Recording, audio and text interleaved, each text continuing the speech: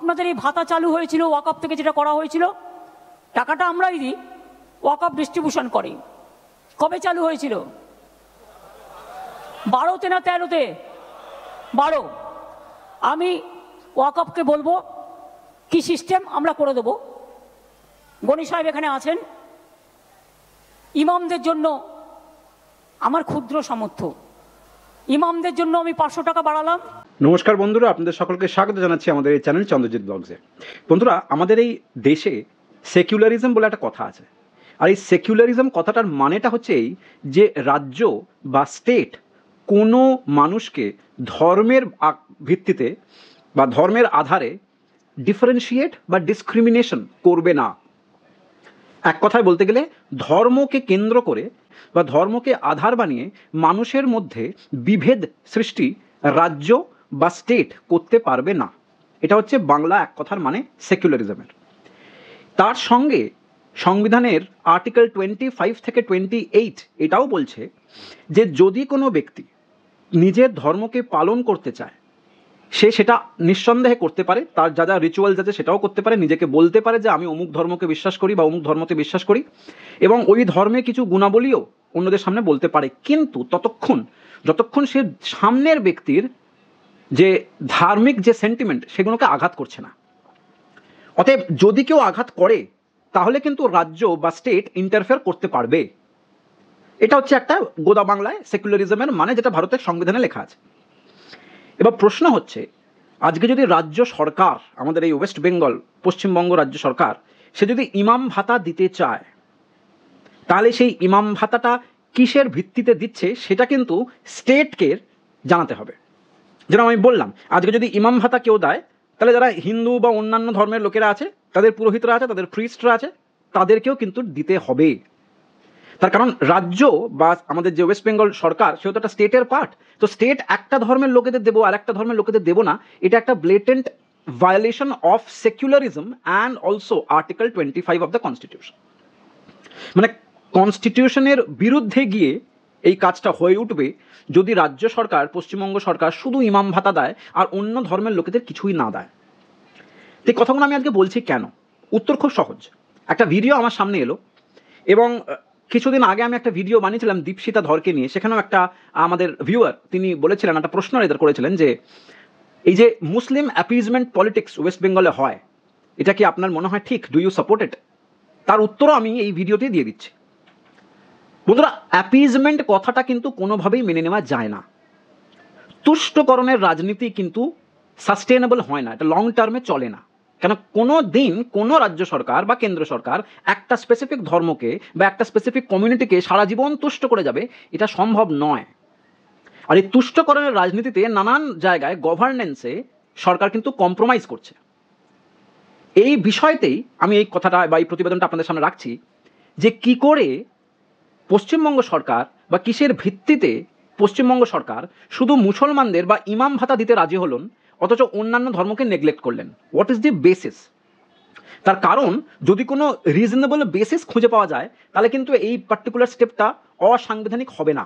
তার কারণ সংবিধানে লেখা আছে যদি কোনো রিজনেবল ডিফারেন্সিয়েশন করতে পারে সরকার তাহলে কিন্তু এই জিনিসগুলো অ্যাপ্লিকেবল, সরকার করতে পারে।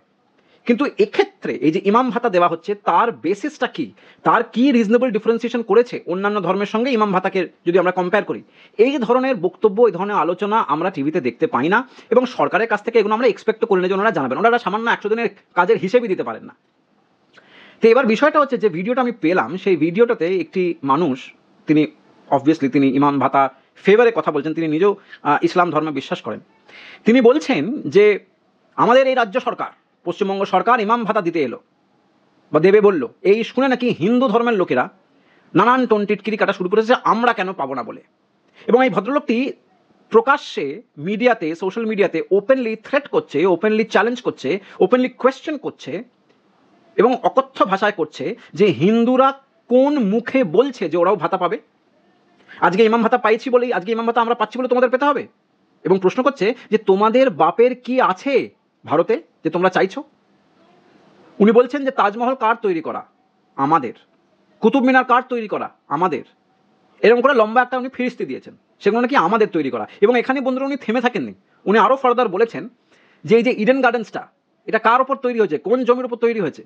আমাদের জমির ওপর। কলকাতা হাইকোর্ট কার জমির ওপর তৈরি হয়েছে? আমাদের জমির ওপর। ক্যালকাটায় আমাদের যে এয়ারপোর্ট, কলকাতা এয়ারপোর্ট, সেটাও নাকি ওদের জমির ওপরেই তৈরি হয়েছে, যে জমিগুলো একটা সময় মুসলমানের বসতি ছিল, তাদেরকে সরিয়ে উৎখাত করে ওখানে তৈরি হয়েছে। এবার প্রশ্ন হচ্ছে, এই ধরনের যে আমি বলবো সাম্প্রদায়িক কথাবার্তা ইলেকশনের আগে আমাদের এই রাজ্য সরকারের মদত ছাড়া বলা কিন্তু অসম্ভব। সুতরাং আমাদের রাজ্য সরকার যে অ্যাপিজমেন্টের পলিটিক্স করছে এই বিষয়ে কোনো সন্দেহ নেই, এবং এটাকে আমি একেবারেই প্রশ্রয় দিই না, আমি এটাকে একদমই মানি না। কেন তুষ্টিকরণের রাজনীতি কিন্তু সাস্টেনেবল হয় না, কোনো না কোনো ক্ষেত্রে গভর্নেন্স কিন্তু কম্প্রোমাইজড হয়ে যাচ্ছে। নাহলে আজকে একটি লোক সে প্রকাশ্যে বলতে পারে না হিন্দু ধর্মের লোকেদের বা অন্যান্য ধর্মের লোকেদের, পার্টিকুলারলি হিন্দুদেরই বলেছে, যে তোমাদের বাপের কি আছে। বন্ধুরা একবার ক্লিপিংটা শুনে নিন। কিছুদিন আগে আমাদের মমতা ব্যানার্জি সরকার, আমি ওনার রাজ্যে বসবাস করি, উনি একটা বিল পাস করেছিলেন ইমাম সাহেবদের 2,500 টাকা করে ভাতা। শুনেছেন না? অনেক জায়গায় মসজিদ ইমামরা পাচ্ছেন। যখনই ভাতা উল্লেখ করেছে তখনই কলকাতা হাইকোর্টে মামলা করে দেওয়া হলো। বিজেপি করেছে, ওই করেছে, তাই করেছে, সব দল মামলা করে দিল। বলছে কেন মুসলমান ইমাম সাহেবরা শুধু পাবে, হিন্দু কেন পাবে না? তা তোমার বাপের টাকা আছে, তুমি পাবে? তোমার বাপের কিছু আছে সারা ভারতবর্ষে? তা তোমরা পাবে? সারা ভারতবর্ষ তো মুসলমানদের, তোমার আছে কি? তুমি ভাতা যে দাবি করছো, আছে কি তোমার? আমি সেদিন থেকে বইটাই পড়া স্টাডি করলাম। আপনারা দুয়াতে প্রচুর পড়াশোনা করি, স্টাডি করি, জানি না আল্লাহ কতটা জ্ঞান বুদ্ধি আরো আগামী দিনে দেবে এটা আমার জানা নেই। প্রচুর পড়াশোনা করি, তা পড়াশোনা করার ফাঁকে আমি যা বুঝতে পারলাম, অবাক হয়ে গেলাম যে মমতা ব্যানার্জি ইমাম সাহেবদের ভাতা চালু করলো আর কেস করে দিল কোর্টে। আমি মমতা ব্যানার্জিকে অসংখ্য ধন্যবাদ জানাই, তিনি কথা বলেছিলেন, তোর ডাক শুনে যদি কেউ না আসে একলা চলো রে। কুতুব মিনার আমাদের, দিল্লি জামে মসজিদ আমাদের, তাজমহল কাদের? আমাদের। হাজারদুয়ারি কাদের? আমাদের। ওই আপনার হুগলি নদীর পাড়ে আছে ইমামবাড়া কাদের? আমাদের। লালকেল্লা কাদের? আমাদের। সারা ভারতবর্ষের যত ঐতিহ্যবাহী জিনিস আছে সবই তো মুসলমানদের। তোমার বাপের কি আছে একবার দেখাও, একটা কথা তুমি বলে দেখাও যে আমাদের এইটা আছে। একটাও কিছু নেই। যে কলকাতা হাইকোর্টে বসে ইমাম সাহেবদের ভাতা বাতিল করে দেওয়া হলো, ওই কলকাতা হাইকোর্ট মুসলমানদের জমির উপর অবস্থিত। দিদি বর্তমানে যেখানে থাকছেন নবান্ন, দ্বিতীয় হুগলি সেতুর পাশে, ইতিহাস বলছে, মোবাইল এখনই সার্চ করুন, ওই জায়গাটা ওয়াকফ বোর্ডের উপর অবস্থিত। আপনাকে আবার বলছি, শুনে রেখে দেন, ইডেন গার্ডেন মুসলমানদের সম্পত্তিতে অবস্থিত, মোহনবাগান ইস্ট বেঙ্গল ক্লাব মুসলমানদের জায়গার উপর অবস্থিত, আলিপুর আবহাওয়া দপ্তর মুসলমানদের জায়গার উপর অবস্থিত, কলকাতা নেতাজি সুভাষচন্দ্র যে বিমানবন্দর রয়েছে, মনে মনে ভাবতাম দাদা দিদি এসে খুব প্লেনে করে নামছে, তোমার বাপের জায়গায় নামনি, মুসলমানদের বুকের উপরে নামছো তুমি কলকাতা এসে। তার জ্বলন্ত প্রমাণ হচ্ছে এই, এখনো পর্যন্ত যদি কেউ এয়ারপোর্টে যান, এয়ারপোর্ট 2.5 নম্বর থেকে গাড়িতে উঠবেন, আপনি বলবেন যে আমি বারাসাতের দিকে যাবো, যশোর রোডে ডান দিকে দেখতে দেখতে যাবেন, ভিতরের কাঁটা তার দিয়ে একটা মসজিদ করা আছে ছোট্ট করে, মসজিদ ভাঙা যায়নি, তার মানে বোঝা গেল ওখানে নিশ্চয়ই কোনো জনবসতি মুসলমান গ্রাম ছিল। প্রমাণ করে ছিল কোনো মুসলমান গ্রাম, ওটাকে উচ্ছেদ করে দেওয়া হয়েছে, ভিন্ন ব্যাপার। ওই মসজিদে শুধু রমজান মাসে নামাজ পড়ার জন্য পারমিশন আছে, আর কোনো পারমিশন দেওয়া হয় না। মুসলমানদের জমির উপরে অবস্থিত, তার নাম দমদম এয়ারপোর্ট। বন্ধুরা আপনারা শুনলেন।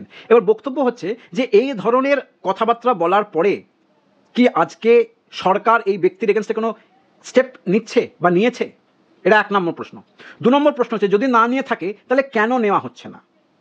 3 নম্বর প্রশ্ন, সরকার যদি এ ধরনের লোকগুলো এগেনস্টে স্টেপস না নেয় আর এই যে ইমাম ভাতা একতরফা দিয়ে যায়, তাহলে এটা কি সরকার একটা আনকনস্টিটিউশনাল কাজ করছে? যদি এই 3টের উত্তরই সরকারের বিরুদ্ধে যায়, তাহলে এই সরকারের কিন্তু এই রাজগদিতে টিকে থাকার কোনো মরাল রাইট নেই, কোনো নৈতিক অধিকার নেই। আজকে কিন্তু আমারও প্রচুর বিভিন্ন ধর্মের থেকে বিলং করে এমন প্রচুর বন্ধুরা আছে। এই সম্প্রতি ঈদ গেল, আমি কিন্তু আমার একটা বন্ধু কাম স্টুডেন্ট, তার বাড়িতে গিয়ে ঈদ সেলিব্রেট করে এলাম, ওখানে বসে খেয়ে এলাম। কই, ওরা তো এগুলো নিয়ে ভাবছে না। তো বক্তব্যটা হচ্ছে, আমি যখন ওদের সঙ্গে কথা বলি, ওদের একটাই বক্তব্য, ওদের বিজেপির এগেনস্টে যাচ্ছে এই কারণের জন্য নয় যে ওরা সাম্প্রদায়িকতা ছড়াচ্ছে বলে, ওরা এই কারণে যাচ্ছে, ওদের ধারণা যে বিজেপি যদি এসে ওদের ধান্দা, ওদের বিজনেসের চোট নিয়ে আসে, ওদের যদি বিজনেসে আঘাত আসে, তাহলে ওরা সাপোর্ট করবে না। অন্যভাবে দেখতে গেলে এটা বোঝাতে চাইছে যে যে কোনো দলই আসুক, আমাদের যেন ধান্দা, আমাদের বিজনেসটা যেন নষ্ট না হয়। খুব সঠিক কথা। ওদের এই গরু খাওয়া নিয়ে বা ধর্ম নিয়ে পলিটিক্স করার মতন সময় মোটামুটিভাবে আমাদের এই খিদিরপুরে কারণ নেই। ওদের মুখ্য উদ্দেশ্য হচ্ছে আমাদের বিজনেসটা চলছে কিনা, পয়সাটা আসছে কিনা। এবং এরকম একটা মেটেরিয়ালিস্টিক সোসাইটিতে, যেটা আমাদের সমাজকে আরও হয়তো কিছুটা প্র্যাকটিক্যাল করে তুলবে, এইরকম একটা সময় শুধুমাত্র ভোট ব্যাংকের জন্য আমাদের এই রাজ্য সরকার এই ধরনের সাংঘাতিক সাম্প্রদায়িক লোকেদের মদত করছে, প্রশ্রয় দিচ্ছে। আর একটা উদাহরণ আমাদের সামনে, সন্দেশখালীতে শেখ শাহজাহান। এই লোকগুলোকে শুধু আমি হাইলাইট করছি এই কারণের জন্য যে এই লোকগুলোকে দেখে আমরা কিন্তু এন্টায়ার কমিউনিটিকে জেনারেলাইজ করে ফেলি, সেটা কিন্তু করা উচিত নয়, সেটা একেবারেই করা উচিত নয়। অন্যদিকে এই লোকগুলোর এগেনস্টে স্টেপস না নিলে কিন্তু আমরা আগামী দিনে অত্যন্ত খারাপ সিচুয়েশনে পড়তে চলেছি। বন্ধুরা, আপনাদের কি মতামত অবশ্যইভাবে কমেন্ট সেকশনে জানাবেন। আমি জানি হয়তো আজকের এই প্রতিবেদনটা একটু ডিবেটেবল হয়ে যাবে, কিন্তু আমি আশা করছি যে রিজন বা লজিক প্রিভেল করবে। যদি আমাদের চ্যানেলে নতুন এসে থাকেন, ভিডিওটা এখানেই শেষ করছি। দেখা হচ্ছে নতুন ভিডিওটা অন্য ইস্যু নিয়ে। সঙ্গে থাকবেন। আর যদি চ্যানেলটাকে পছন্দ করেন, আমাদের এফর্টসগুলো পছন্দ করেন, তাহলে অবশ্যই কিন্তু লাইক, শেয়ার এবং সাবস্ক্রাইব করতে ভুলবেন না। নমস্কার।